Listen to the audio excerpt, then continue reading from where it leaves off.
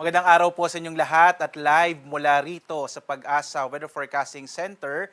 Narito na nga ang lagay ng ating panahon ngayong araw ng Sabado, May 2, 2026 as of 5 p.m. po yan. At sa ating latest satellite images, makikita po natin no, maraming mga kaulapan ngayon ang makikita po dito sa may bahagi ng Visayas, Mindanao, Palawan at ilang bahagi ng Southern Luzon. Magpapatuloy po ang maulap na kalangitan at malaki pa rin yung posibilidad ng mga kalat-kalat na mga pag-ulan, pagkilat, pagkulog dito sa may bahagi nga ng Visayas, Palawan, gayon din yung Mindanao at ilang bahagi ng Sorsogon at Masbate area. Samantala, mapapansin po natin dito naman sa may bahagi ng Luzon, particular na sa Northern and Central Luzon, kasama dyan yung Metro Manila, wala po masyado pang kaulapan at inaasahan pa rin natin ang maaliwalas hanggang sa mainit na panahon po sa mga susunod na araw.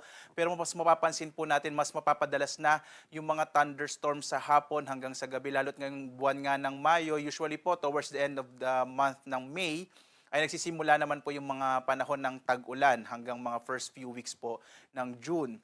Easterlies pa rin o yung hangin nagmumula dito sa Karagatang Pasipiko ang siya nagdadala nitong mga kaulapan na ito sa may bahagi nga ng Palawan, Visayas, Mindanao at ilang bahagi nga ng Southern Luzon. Pero mapapansin din natin sa ngayon, wala pa tayong minomonitor na low pressure area sa loob at labas ng Philippine Area of Responsibility. At least in the next few days po ay maliit ang posibilidad na magkaroon pa tayo ng bagyo.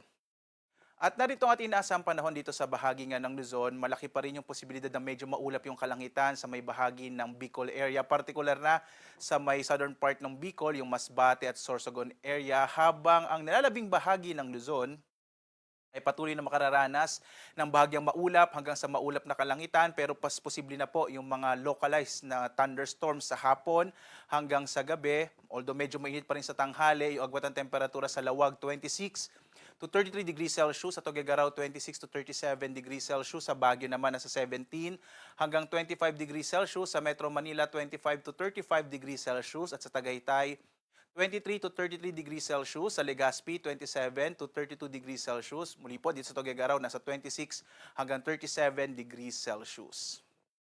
Bukas magpapatuloy pa rin ang maulap na kalangitan at malaking posibilidad ng mga pagulan lalong-lalo na sa may bahagi ng Palawan.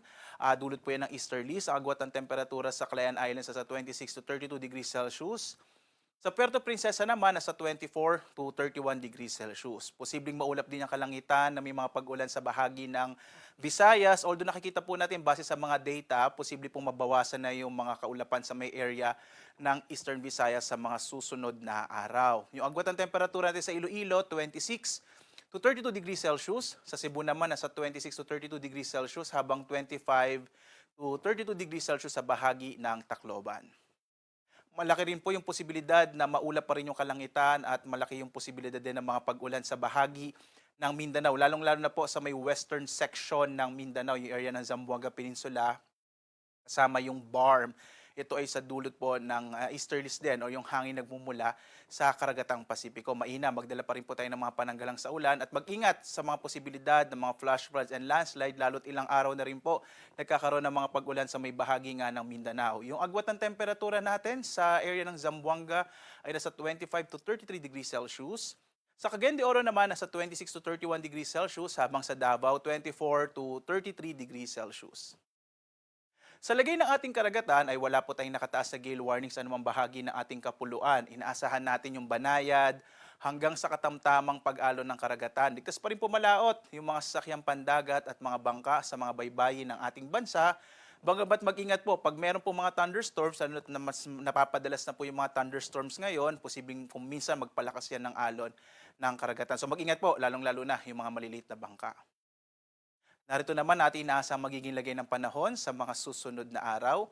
Sa Luzon, partikular na sa Metro Manila, Baguio City at Legazpi, inaasahan pa rin generally fair weather pero mas mapapadalas na yung posibilidad ng mga localized thunderstorms. Agwat ng temperatura sa Metro Manila, 24 to 36 degrees Celsius. Sa Baguio, nasa 18 to 25 degrees Celsius habang sa Legazpi, nasa 26 to 33 degrees Celsius.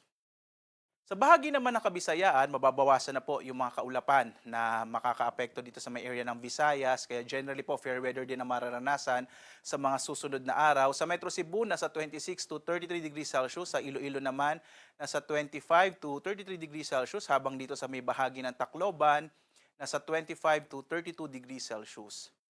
Habang sa Mindanao, posibleng medyo maulap pa rin yung kalangitan sa may area ng Northern Mindanao kasama itong area ng Zamboanga Peninsula hanggang Lunes. Habang sa Metro Davao, generally fair weather na sa mga susunod na araw. 24 to 34 degrees Celsius ang inaasahang agwat ng temperatura sa Metro Davao. Sa Cagayan de Oro naman, 25 to 33 degrees Celsius habang sa Zamboanga nasa 24 to 34 degrees Celsius.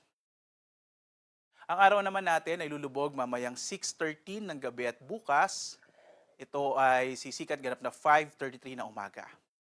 At dahil po mas napapadalas na nga itong mga thunderstorms natin, sundan niyo po ang pag-asa sa iba't ibang mga social media platforms, sa X, sa Facebook at YouTube at sa dalawang websites, pag-asa.dose.gov.ph at panahon.gov.ph. Makikita niyo po real-time, nakamapa lahat po ng mga heavy rainfall warning